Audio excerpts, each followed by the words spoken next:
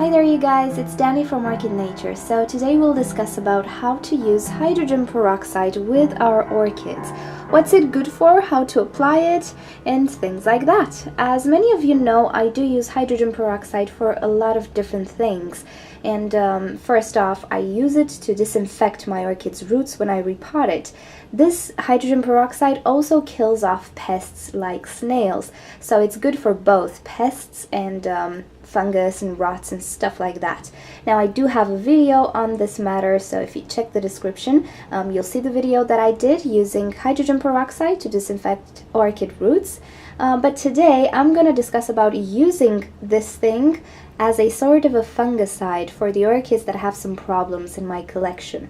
So okay, first off, you need the 3% version of hydrogen peroxide, which can be found at pharmacies. You can use this straight from the bottle, it will not harm your orchid, but anything higher than 3% might actually harm the orchid. Today I'll be using hydrogen peroxide to try to treat this rotting or fungus or bacterial infection that I have on my Dendrobium nobile. This is a total surprise because this orchid was never sick, but I'm betting that those little spider mites that I have made some wounds on the leaves, and this created the secondary infection. In any case, if you have a bacterial infection on an orchid leaf, the easiest solution would be to cut the tip of the leaf or the affected part of the leaf. But it seems that my Dendrobium has multiple infected leaves and I really don't want to cut everything. And also I just want to experiment how hydrogen peroxide can act, if it can heal anything. So I will try to give you a close-up of the spots that I have. As you can see, they are sort of indentations, they're black, and on this underside, hopefully you can see, there is also some oozing. There are some liquids coming out of this. So yeah, this is a bad infestation. Hopefully it's not gonna spread. If I see that it's spreading, I will cut the leaf. But for now, I just want to see if hydrogen peroxide, which is a good anti-fungicide, antibacterial, and so on, I want to see what the effect of spraying hydrogen peroxide will have on these leaves. Okay, so I've poured some hydrogen peroxide in a spray bottle like this. You can use any type of spray bottle. Hydrogen peroxide is not oily, so it will not clog up your system.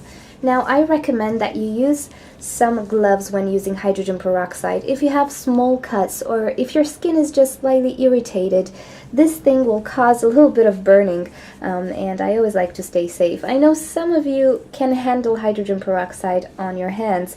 I prefer to not deal with it. So yeah, wearing gloves is a good idea. So what I'll do right now is spray directly on the affected portion.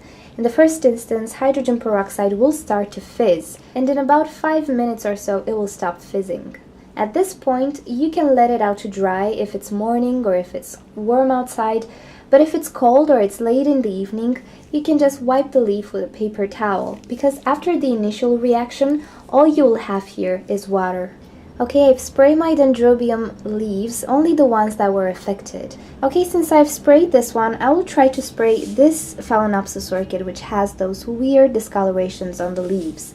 Now, these discolorations have not moved forward, but unfortunately, today I discovered some other spots here. And it's weird because they form both on the underside of the leaf and also on the surface, so I'm not sure exactly what's going on. But I will try to spray this orchid along with a few more orchids and see if hydrogen peroxide has any effects on these discolorations.